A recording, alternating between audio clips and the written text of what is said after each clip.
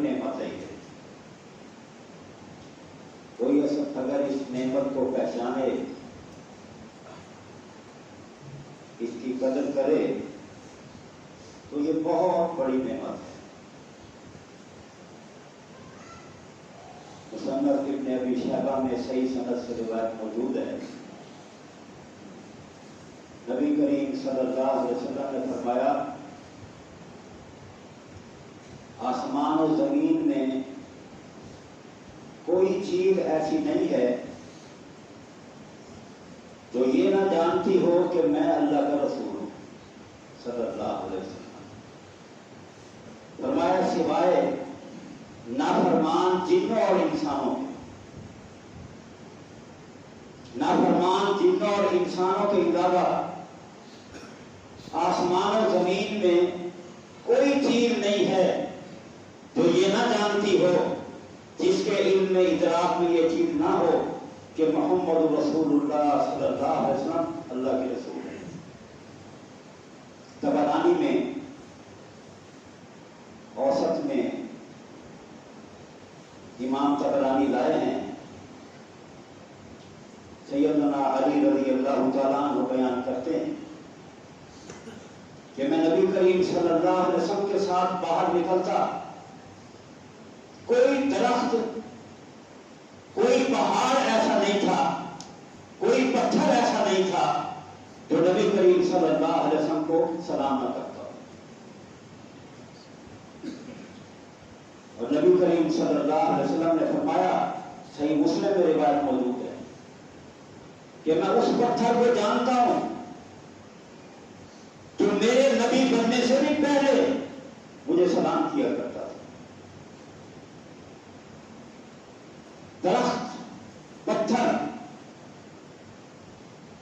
انہیں شعور ہے، انہیں سمجھ ہے، یہ محمد رسول اللہ صلی اللہ علیہ وسلم کو اللہ کا رسول سمجھتے ہیں، مانتے ہیں اور آپ کی یہ تعریف کر رہے ہیں. ایک موقع پر نبی کریم صلی اللہ علیہ وسلم قضاء حاجت کے لیے کھلی جگہ پر ہیں، ایسے میدان میں ہیں جہاں اونٹ کی کوئی جگہ نہیں ہے، اس کا نام اب میں موجود ہے. اتنے میں آپ چلتے ہوئے ایک درخت کے پاس گئے، اس کی ٹہنی کو پکڑا اور اس کو آپ نے کہا اللہ کے حکم سے چل. وہ اللہ کے حکم سے چلا. معجزہ آپ کا یہ. دوسرے فاصلے پر دوسرا درخت ہے، نبی کریم صلی اللہ علیہ وسلم نے اسے بھی حکم دیا کہ اللہ کے حکم سے چل. دونوں کو، ان کی ٹہنیوں کو اس طرح سے جوڑ دیا، ملا دیا، اونٹ بن گئی، پردہ بن گیا اور نبی کریم صلی اللہ علیہ وسلم نے قضاء حاجت کی. اس سے یہ بھی معلوم ہوگا کہ نبی کریم صلی اللہ علیہ وسلم کس قدر خیال رکھنے والے تھے اس بات کا کہ کوئی سطر نہ دیکھے، شرم و حجاب والا معاملہ. اور آپ جو کنواری لڑکیاں ہیں، گھروں میں رہنے والی، ان سے بھی آپ زیادہ شرم و حجاب والے تھے. یہ ایمان کا خاص وصف ہے، حیا، شرم، حجاب. تو نبی کریم صلی اللہ علیہ وسلم نے اس کے بعد انہیں حکم دیا وہ اپنی جگہ پر درخت کرے. آپ اس سے اندازہ لگائیں کہ کیا ہمارے لیے یہ عزت کی بات نہیں ہے، ہمارے لیے عظمت کی بات نہیں ہے کہ ایسے اللہ کے رسول محمد رسول اللہ صلی اللہ علیہ وسلم ہم ان کی امت ہیں کہ زمین و آسمان میں ہر چیز جانتی ہے کہ محمد صلی اللہ علیہ وسلم اللہ کے رسول ہیں. اور یہ قدرتی بات ہے جب بندے کا ایمان درست ہوتا ہے کریم صلی اللہ علیہ وسلم کے ساتھ بے انتہا محبت کرتا ہے. پوری مخلوق میں اسے نبی کریم صلی اللہ علیہ وسلم سے زیادہ محبوب کوئی نظر ہی نہیں آتا. سمامہ بنو حنیفہ قبیلے سے ہے، سردار ہیں، مسلمان نہیں ہیں. مسلمانوں نے انہیں پکڑ لیا کسی غزوے میں اور آ کر مسجد نبوی میں پلر کے ساتھ ستون کے ساتھ باندھ دیا. سمامہ مسجد نبوی میں بندھے ہوئے دیکھ رہے ہیں کہ نبی کریم صلی اللہ علیہ وسلم کے ساتھ صحابہ کی محبت کیا ہے، اطاعت کیا ہے، فرما برداری کیا ہے، تعلق کیا ہے، اللہ کے ساتھ ان کا ربط کیا ہے، تعلق کیا ہے. نبی کریم صلی اللہ علیہ وسلم سمامہ کے پاس آئے کہ سمامہ کیا چاہتا ہے، کیا ارادہ ہے؟ چاہتا ہے بھلائی کا. اگر آپ قتل کریں گے تو میرا بدلہ لینے والے موجود ہیں، میری کون بدلہ لے کے چھوڑے گی؟ مال چاہیے، جو حکم کرے مال دینے کو تیار ہوں. اور اگر احسان سلوک کریں گے تو میں احسان سلوک کا بھی صحیح طرح سے اس کی قدر کرنے والا. نبی کریم صلی اللہ علیہ وسلم سمامہ سے 2-3 دن یہ پوچھتے رہے، وہ یہی جواب دیتا رہا. آخر آپ نے فرمایا اس کو چھوڑ دو. سمامہ کو کھول دیا، مسجد نبوی سے باہر گیا، کھجوروں کا جھوٹ ہے وہاں جا کر اس نے غسل کیا اور مسجد میں آ کر کہتے ہیں اشہد ان لا الہ الا اللہ وحدہ لا شریک لہ وان محمدا عبدہ ورسولہ. یہ صحیح مسلم میں موجود ہے، سنن نسائی میں بھی ہے، صحیح بخاری میں بھی اور احادیث کی کتابوں میں، کہ میں گواہی دیتا ہوں اللہ کے سوا کوئی سچا معبود نہیں ہے، وہ یکتا ہے اور محمد صلی اللہ علیہ وسلم اس کے بندے اور رسول. اور اس موقع پر کہتا ہے اے اللہ کے رسول صلی اللہ علیہ وسلم، روئے زمین پر مجھے سب سے برا شہر آپ کا یہ شہر مدینہ لگتا تھا.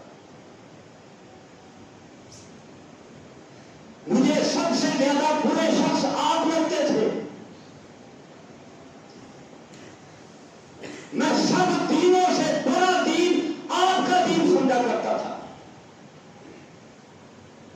لیکن آج اللہ نے میرا سینہ کھول دیا، مجھے شرح صدر ہو گیا، اسلام کو میں نے پہچان لی ہے.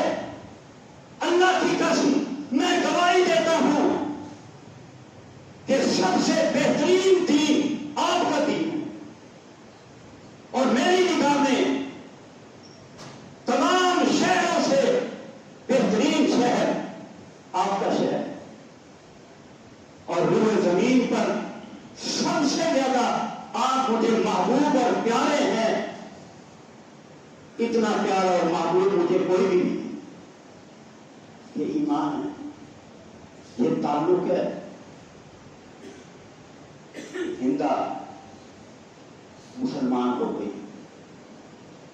یہ جو آتا ہے کہ اس نے احد کے موقع پر غزوہ احد میں حمزہ رضی اللہ تعالیٰ عنہ شہید ہوئے تھے، ان کا کلیجہ چبایا تھا نکال کر. کچی روایتیں ہیں، صحیح نہیں ہیں. ویسے اسلام کی بڑی مخالف تھی، اس کی نگاہ میں بھی اسلام سے بڑی وہ نفرت، اس کی نگاہ میں اسلام اچھا نہیں تھا. نبی کریم صلی اللہ علیہ وسلم سے بہت سخت نفرت کرنے والا. لیکن جب اسلام قبول کیا تو محمد رسول اللہ صلی اللہ علیہ وسلم کے سامنے آ کر عرض کرنے لگی اللہ کے رسول صلی اللہ علیہ وسلم آپ کا دین مجھے سب سے زیادہ پیارا لگتا ہے، اور روئے زمین پر آپ سے زیادہ محبوب کوئی بھی نہیں۔ یہ اسلام اور ایمان کی باتیں ہیں۔ اب آپ سوچیں، جو صدق دل سے نبی کریم صلی اللہ علیہ وسلم سے محبت کرے گا، آپ کا ادب و احترام کرے گا، کیا وہ نبی کریم صلی اللہ علیہ وسلم کی بات نہیں مانے گا؟ مجھے ایک مثال دیں کسی سچے محب کی، کسی مخلص دوست کی، کہ سچا محب بھی ہو، مخلص دوست بھی ہو، اور وہ اس کی بات نہ مانتا ہو، یا اس کی محبت میں دلال اور نفاق ہے، دھوکہ اور مکاری ہے۔ جس کی محبت خالص ہوگی، سچی ہوگی، وہ یقیناً جس سے محبت کرتا ہے وہ اس کی بات کو بس لگتا نہیں چاہتا۔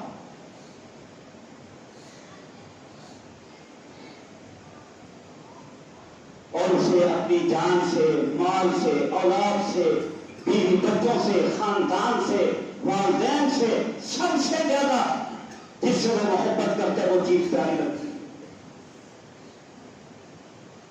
صحابہ کا یہی معاملہ تھا۔ نبی کریم صلی اللہ علیہ وسلم کی شان کو مانتے تھے کہ نبی صلی اللہ علیہ وسلم کا مقام پوری مخلوق میں سب سے اونچا، سب سے بلند، سب سے عظمت والا ہے۔ یہ بات ان کے دل اور دماغ میں اتنی پختہ ہوئی، راسخ ہوئی کہ اس محبت کے سامنے نہ باپ ٹھہر رہا ہے، نہ ماں ٹھہر سکتی ہے، نہ بیوی، نہ اولاد، نہ رشتے دار، نہ دوست احباب، نہ مال، نہ اوقات، نہ اپنی حیثیت، کوئی چیز اس کے مقابلے میں نہیں آتی۔ خباب رضی اللہ تعالیٰ عنہ، منڈی لگی ہوئی ہے، منڈی، آپ منڈی میں چیزیں خریدتے ہیں، پھل خریدتے ہیں، سبزیاں خریدتے ہیں، اور جس چیز کی منڈی لگی ہو جانور خریدتے ہیں۔ اس دور میں انسانوں کی منڈی لگتی تھی، خریداری کے لیے منڈی لگی ہوئی ہے، مختلف قسم کے غلام لڑکے موجود ہیں، خریدار وہاں پھر رہے ہیں کہ کون سا کس کو پسند آتا ہے، رقم ادا کر کے لیتے ہیں۔ ان میں انوار آتی ہے، خباب رضی اللہ تعالیٰ عنہ کے بارے میں پوچھتی ہے اس کی کتنی رقم ہے، یہ اتنی رقم ہے، رقم ادا کرتی ہے، اس کو خباب کو غلام بنا کر لے آتی ہے۔ خباب بڑے ذہین، حکیم، بڑے سمجھدار، یہ مالکن اس کو اسلحہ کا کام سکھاتی ہے، اسلحہ بنانا سیکھ تو، ذہین فتین ہے، چنانچہ وہ تلواریں بناتے ہیں، تیر بناتے ہیں، بڑی مہارت حاصل کرتے ہیں، چرچا ہو جاتا ہے، شہرت ہو جاتی ہے۔ اگر تلوار لینی ہے تو خباب کی بنی ہوئی لینی ہے، اسلحہ لینا ہے تو خباب کا بنا ہوا لینا ہے۔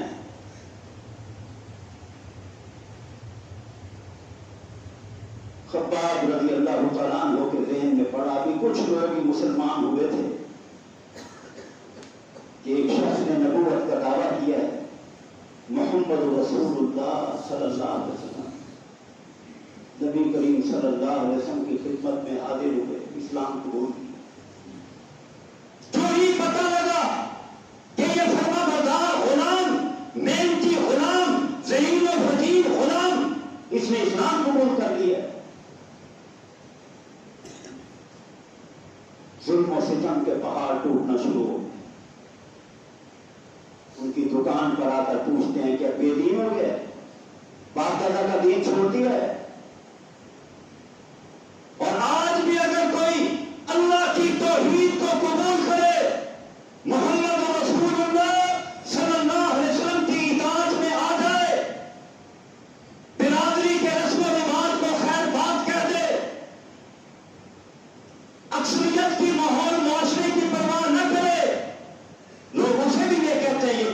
ہو گیا ہے، اس نے باپ دادا کا دین چھوڑ دیا، یہ گمراہ ہو گیا۔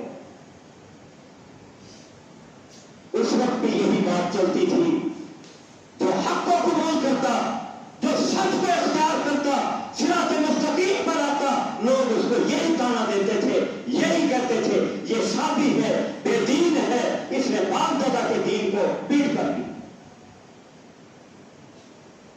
خباب رضی اللہ تعالیٰ عنہ سے کہنے لگے آ کر دکان پر، بے دین ہو گیا؟ نہیں، بے دین نہیں ہوا، بلکہ میں نے دین کو قبول کیا، اصل دین اب مجھے سمجھ آیا۔ بس یہ کہنے کی دیر ہوتی، کوئی لوہے کی سلاخ پکڑ کر مارتا، کوئی جوتے سے مارتا، کوئی مکہ مارتا، طرح طرح کی ایزائیں دیتے، طرح طرح کی سزائیں ہوتی، لیکن نبی کریم صلی اللہ علیہ وسلم کے ساتھ محبت، اللہ کے ساتھ تعلق، اسلام کے ساتھ وابستگی، مجال کیا ہے کہ وہ اس موقف سے پیچھے نہ ہٹے۔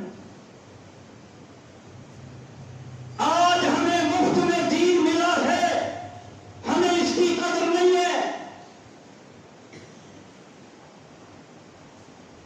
ان لوگوں سے پوچھیں جنہیں مار مار کر بے ہوش کیا جاتا ہے، ہوش میں آتے ہیں تو بات ہی زبان پر یہی ہوتی ہے کہ ہم نے محمد رسول اللہ صلی اللہ علیہ وسلم کا ساتھ نہیں چھوڑا۔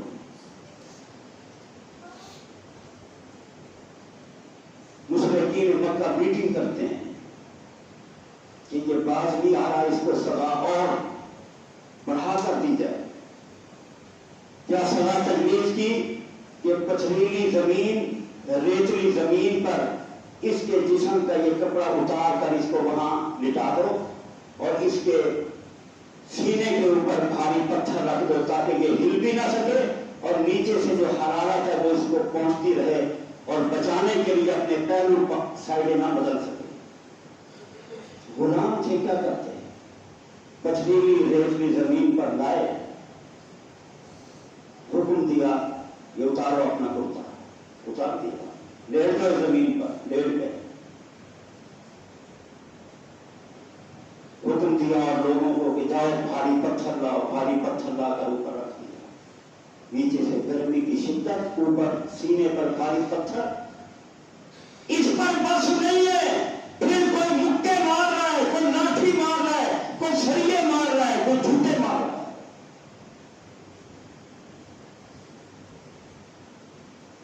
لیکن خباب رضی اللہ تعالیٰ عنہ کو اتنی سزائیں دینے کے بعد وہ بے ہوش ہو جاتے ہیں، ہوش میں آتے ہیں، پھر پوچھتے ہیں تیرا کیا ارادہ ہے، کیا خیال ہے، کوئی تبدیلی آئی، دماغ تیرا سیٹ ہوا؟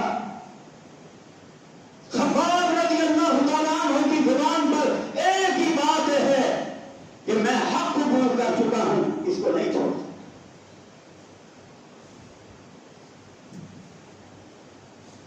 یہ دین کے ساتھ تعلق ہے، وابستگی ہے، محمد رسول اللہ صلی اللہ علیہ وسلم کے ساتھ سچی محبت ہے۔ آج ہم نبی کریم صلی اللہ علیہ وسلم کی سنت کو، طریقے کو قبول کرنے سے پیچھے ہٹتے ہیں۔ اکثریت کا معاملہ یہ ہے، کس وجہ سے؟ بیوی کی وجہ سے، اولاد کی وجہ سے، ماں باپ کی وجہ سے، برادری کی وجہ سے، دوست احباب کی وجہ سے، یا اپنی خواہشات کی وجہ سے۔ محبت میں دراڑ ہے، محبت خالص نہیں ہے۔ اپنی محبت کو خالص کر، نبی کریم صلی اللہ علیہ وسلم کی اطاعت کر۔ اور یہ بات سن لیں، دائیں کسی نے جا کر پوچھ لیں، کسی مولوی کے سامنے بات رکھیں، دنیا کا کوئی سکالر، کوئی عالم، کوئی مولوی ہماری اس بات کو نہ کاٹ سکتا ہے، نہ رد کر سکتا ہے کہ جتنی محبت محمد رسول اللہ صلی اللہ علیہ وسلم سے قرآن حدیث ماننے والا کرتا ہے، کوئی کر سکتا ہی نہیں ہے۔ محدثین، اہل حدیث، صحیح معنی میں اہل سنت، نبی کریم صلی اللہ علیہ وسلم سے سب سے زیادہ محبت کرتے ہیں۔ اس لیے کہ جو پیشہ ور مولوی ہیں، ان کے پیچھے لوگ لگنے والے ہیں، ہمیں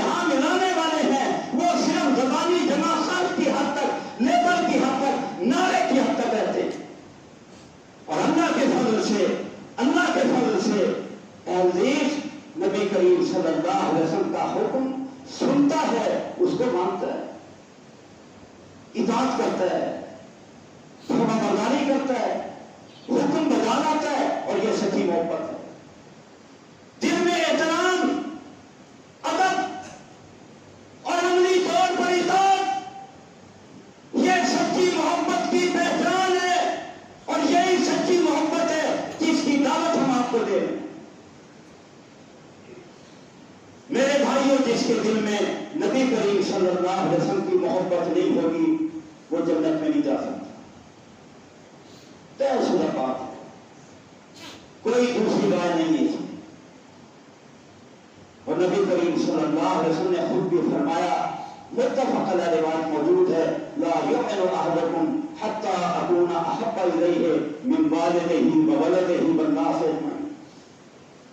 تم میں سے کوئی شخص اس وقت تک ایمان والا نہیں ہو سکتا جب تک میں اسے محبوب اور پیارا نہ ہو جاؤں اس کے والدین سے، اولاد سے، تمام لوگوں سے۔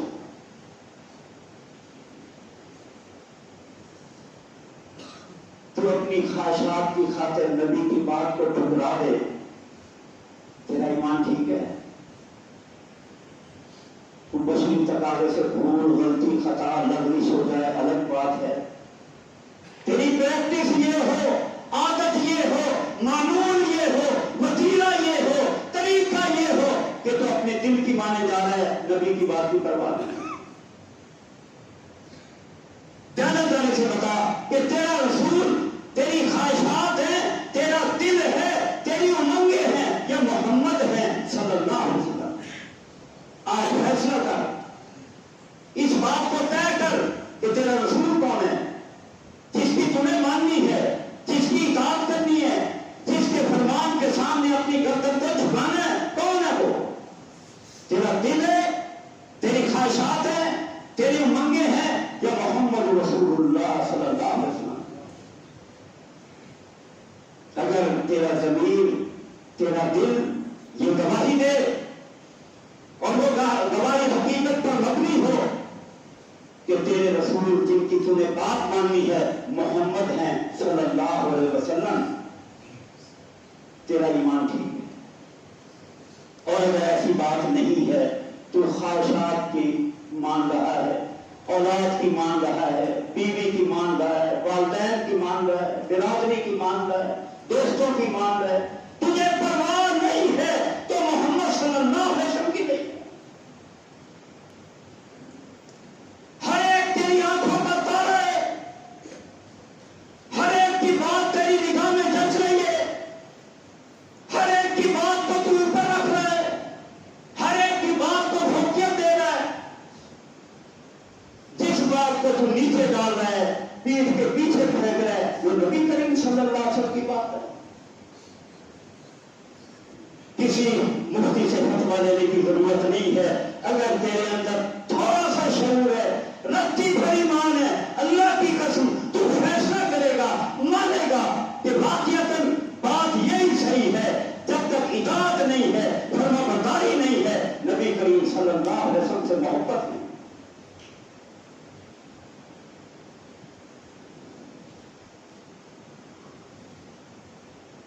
اور نبی کریم صلی اللہ علیہ وسلم نے فرمایا، انما انا لکم بمنزلۃ الوالد، میں تمہارے لیے ایسے ہوں جیسے باپ ہوتا ہے، روحانی اعتبار سے، دین سکھانے کے اعتبار سے، تربیت کے اعتبار سے فرمایا میں ایسے ہوں جیسے باپ ہوتا ہے، میری مثال ایسے ہے۔ میں تمہیں تعلیم دیتا ہوں، میں تمہیں سکھاتا ہوں۔ سنن ابی داؤد میں روایت موجود ہے صحیح سند سے، سنن نسائی میں موجود ہے، فرمایا کہ جب تم قضاء حاجت کے لیے جاؤ، نہ قبلے کی طرف منہ کرو اور نہ پیٹھ کرو، اور دائیں ہاتھ سے استنجا نہ کرو۔ باہر جیسے آدمی ہوتا ہے ڈیلی استعمال کرنے پڑ جاتے ہیں، فرمایا 3 ڈیلی استعمال کرو جس میں ہڈی بھی نہ ہو، لیڈ بھی نہ ہو۔ ایک روایت میں موسیقی ہڈی کا ذکر ہے، دوسری میں ہڈی کا ذکر ہے.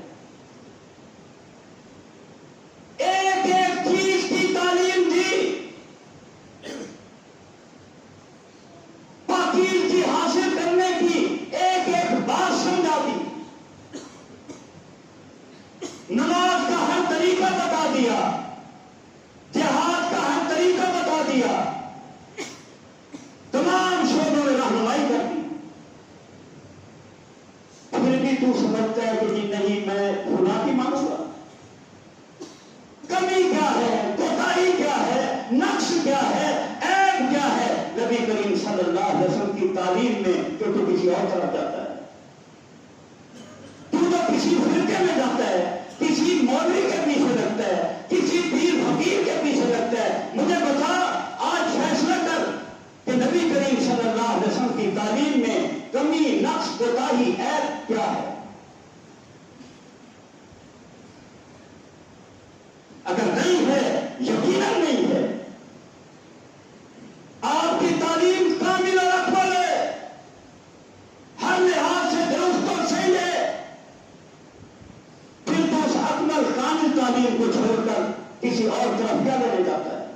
پھر تو سے تائب ہو جا، ہر طرف سے منہ موڑ لے، محمد رسول اللہ صلی اللہ علیہ وسلم کی غلامی اطاعت میں آ جائے.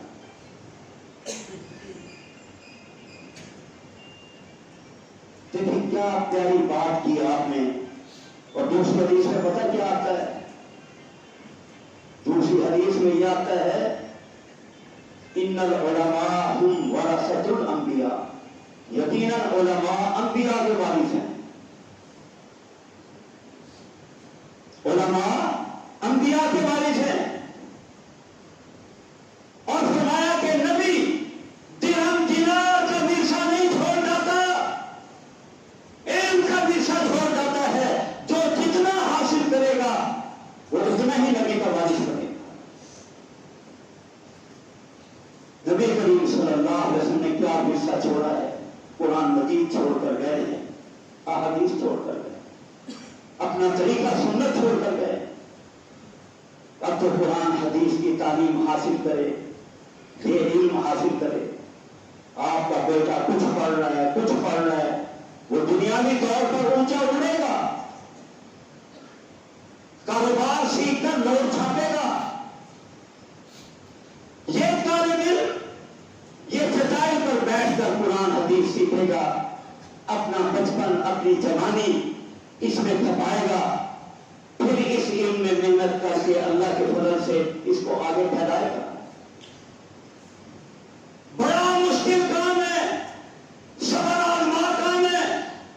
اس نے فرمایا کسی سرمایہ دار کو وارث قرار نہیں دیا، اپنی قوم کے شخص کو وارث قرار نہیں دیا، کسی سردار کو وارث قرار نہیں دیا، کسی بادشاہ کو وارث قرار نہیں دیا، کسی حسب نسب والے کو وارث قرار نہیں دیا. کس کا وارث اپنے آپ کو اپنا بنایا؟ علماء کو بنایا. اور دوسری روایت میں یہ بتا دیا کہ میری مثال ایسے ہے جیسے والد ہوتا ہے. اب آپ دیانتداری سے بتائیں والد کا مقام کیا ہے؟ اللہ نہ کرے کسی کا والد اس سے کوئی بھول، خطا، غلطی ہو، اس میں کوئی غلطی ہو تو کیا بیٹے کو حق ہے کہ وہ اس کا باغی ہو جائے؟ حق نہیں ہے. ادب سے، احترام سے، دلیل سے باپ کو سمجھا سکتا ہے، قائل کر سکتا ہے، لیکن اس کے ساتھ بدتمیزی نہیں کر سکتا. شرک سے بڑا کوئی گناہ ہوگا؟ ابراہیم علیہ السلام باپ کو دیکھتے ہیں کہ وہ شرک کر رہا ہے، لیکن پھر اسے پیار سے کہتے ہیں ابا جی، میرے والد محترم. بڑے ادب سے بات کرتے ہیں کہ میری بات مانیں، اللہ نے مجھے جو علم دی ہے آپ اس کے پیچھے چلیں. آگے کا صراط سویا، ابا جی میں آپ کو سیدھے راستے پر لے کر چلوں گا. اور آج ہم سمجھتے ہیں کہ عالم فرشتہ ہو، نبی ہو، بس اس سے کم ہماری آنکھ نہیں ٹکتی، اس سے کہیں کوئی غفلت ہو جائے، بھول ہو جائے، خطا ہو جائے، انسان ہونے کے ناطے پتہ ہم کاٹ دیتے ہیں کہ بس یہ فارغ۔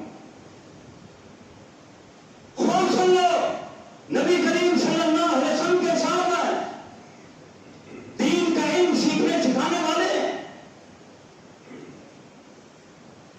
کسی سے کوئی کمی کوتاہی، کوئی کبھی سستی غفلت ہوئی ہو، کیا ہم ان پر فیصلہ لگا دیں گے، فتویٰ لگا دیں گے کہ یہ صحابی نہیں ہے؟ اللہ کے ساتھ ان کا تعلق معاملہ اتنا گہرا ہے، مناجات اتنی گہری ہے، آپ کو یہ حق حاصل نہیں ہے کہ آپ کوئی فتویٰ لگائیں۔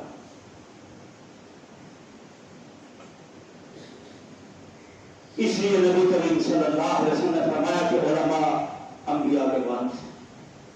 ہاں، اگر عالم عقیدے کے اعتبار سے گندا ہو جائے، بے دین ہو جائے، بدعات اور خرافات میں پڑ جائے، وہ عالم ہے ہی نہیں۔ عالم صحیح عقیدے والا ہوتا ہے، نبی کریم صلی اللہ علیہ وسلم کے طریقوں کو اپنانے والا، اس کی دعوت دینے والا ہوتا ہے، اور ایسوں کے ساتھ محبت کرنا۔ یقین جانیں، آج اگر نبی کریم صلی اللہ علیہ وسلم آ جائیں، جو لوگ علماء سے نفرت کرتے ہیں، یقین جانیں انہوں نے نبی کریم صلی اللہ علیہ وسلم سے بھی محبت نہیں کرتی، پکی بات۔ کیونکہ جو ان کے وارث، جن کی تعظیم اور اکرام کے لیے نبی کریم صلی اللہ علیہ وسلم نے حکم دیا ہے،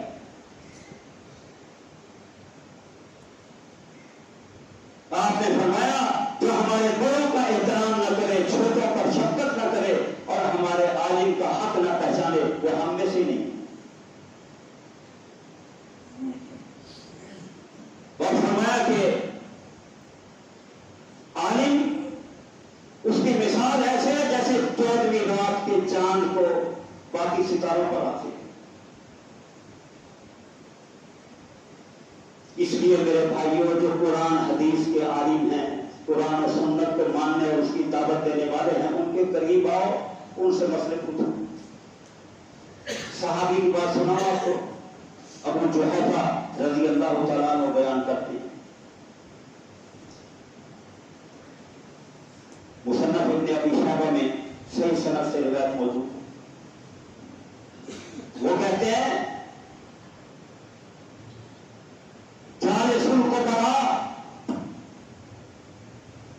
جو ایمان والے، جو مسلمان ہیں، بڑی عمر کے لوگ ہیں، ان کے ساتھ بیٹھا کرو۔ خالد الحکماء، جو سمجھ والے، حکمت اور دانائی والے لوگ ہیں، ان سے میل جول رکھا کرو۔ وسائل العلماء، لیکن جب مسئلہ پوچھنا ہو، بات پوچھنی ہو، کوئی سوال کرنا ہو، تو پھر کس سے مسئلہ پوچھو؟ علماء سے پوچھو۔ ہمارے یہاں پٹی الٹ چل گئی، ہم نے مسئلہ پوچھنا ہے، جس کی عمر زیادہ ہے، ہم کہتے ہیں یہ اتنا بڑا وقت گزار چکا ہے، بس یہ ٹھیک ہے۔ کسی کو دیکھو اس کی بات بڑی حکمت اور دانائی والی نظر آ رہی ہے، بڑا ہی بڑا حکیم، حکمت والا بندہ، بڑا سمجھدار آدمی، بس اس کی بات حق پہ آتی ہے۔ جو نبی کریم صلی اللہ علیہ وسلم کا تربیت یافتہ صحابی ہے، وہ کیا سکھا رہے ہیں، کیا تعلیم دے رہے ہیں؟ چاہے سن کو بڑھا، بڑی عمر والوں کی لوگ جو لوگ ہیں، ان کے پاس بیٹھا کرو، برکت ملے گی۔ خالد الحکماء، جو حکمت دانائی والے لوگ ہیں، ان سے میل جول ضرور رکھو، لیکن جب مسئلہ پوچھنا ہو، اس بارے میں کوئی سوال ہو، سائل العلماء، تو سوال ہمیشہ عالم سے کرو۔ جب تک مسلمان کسی بادشاہ سے، سردار سے، حکمت و دانائی والے سے، بڑی عمر والے سے مسئلہ نہیں پوچھتے تھے، علماء سے پوچھتے تھے، مسلمان متحد بھی تھے، غالب بھی تھے، باوقار بھی تھے، باعزت بھی تھے۔ آج مسلمان ذلیل ہیں، بے وقار ہیں، وجہ کیا ہے؟ وجہ یہ ہے کہ مسئلہ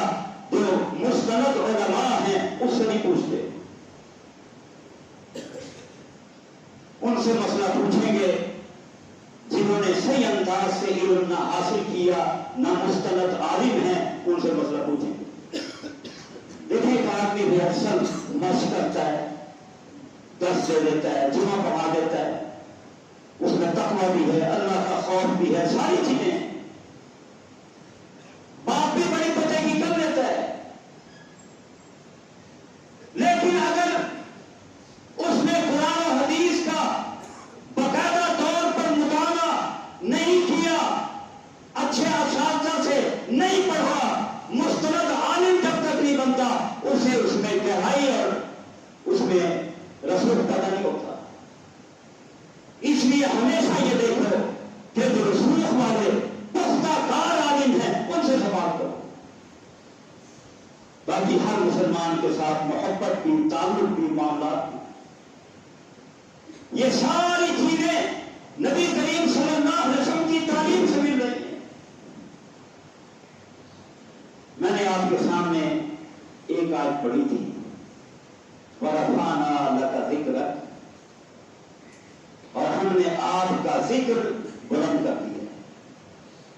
یہ قرآن ہے۔ کس کا ذکر بلند ہوا ہے؟ کس کے بارے میں اللہ بات کر رہا ہے؟ کسی امام کے بارے میں، فقیہ کے بارے میں، محدث کے بارے میں، مفسر کے بارے میں، میرے آپ کے باپ کے بارے میں، کس کے بارے میں بات کی؟ وَرَفَعْنَا لَكَ ذِكْرَكَ، ایک ہی ذات ہے، محمد رسول اللہ صلی اللہ علیہ وسلم۔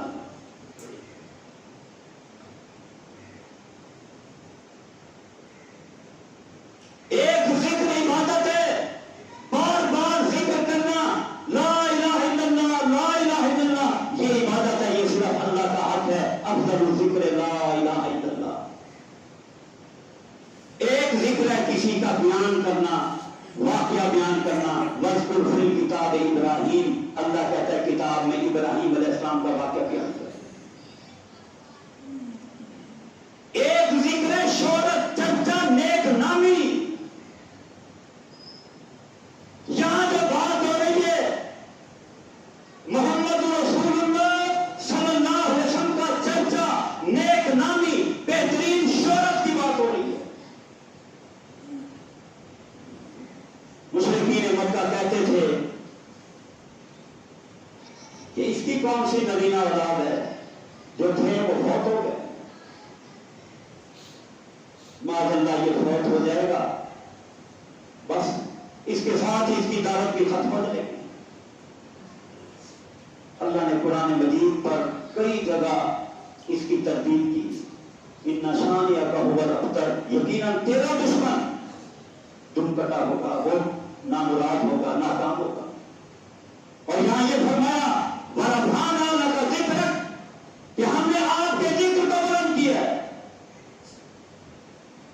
قیامت تک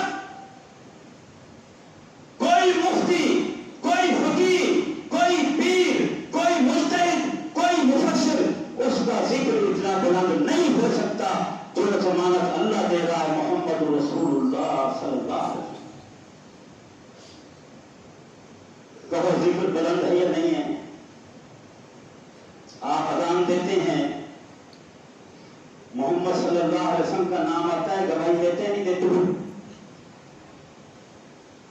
اور اذان یہاں ہو رہی ہے، پوری دنیا میں اللہ نے ٹائمنگ کا حساب ایسا رکھا ہے، ایک اذان ختم ہو رہی ہے، دوسری جگہ شروع ہو رہی ہے، ہر وقت اللہ تعالیٰ کی وحدانیت کے ساتھ ساتھ، اس کی گواہی کے ساتھ ساتھ نبی کریم صلی اللہ علیہ وسلم کے رسول ہونے کی شہادت اور گواہی، وہ ذکر بلند ہوگا۔ خطیب خطبہ دیتا ہے، اس مسجد کی صرف بات نہیں ہے، پوری دنیا کے خطباء جب خطبہ دیتے ہیں، خطبے میں نبی کریم صلی اللہ علیہ وسلم کا نام آتا ہے یا نہیں آتا؟ آپ کا ذکر بلند ہوتا ہے۔ آپ تشہد میں بیٹھتے ہیں، اتحیات پڑھتے ہیں، نبی کریم صلی اللہ علیہ وسلم کا نام آتا ہے نہیں آتا؟ اس کے علاوہ جب کوئی مسئلہ بیان کریں گے، قال رسول اللہ صلی اللہ علیہ وسلم، کہ نبی کریم صلی اللہ علیہ وسلم نے یہ فرمایا، نام بلند ہو رہا ہے،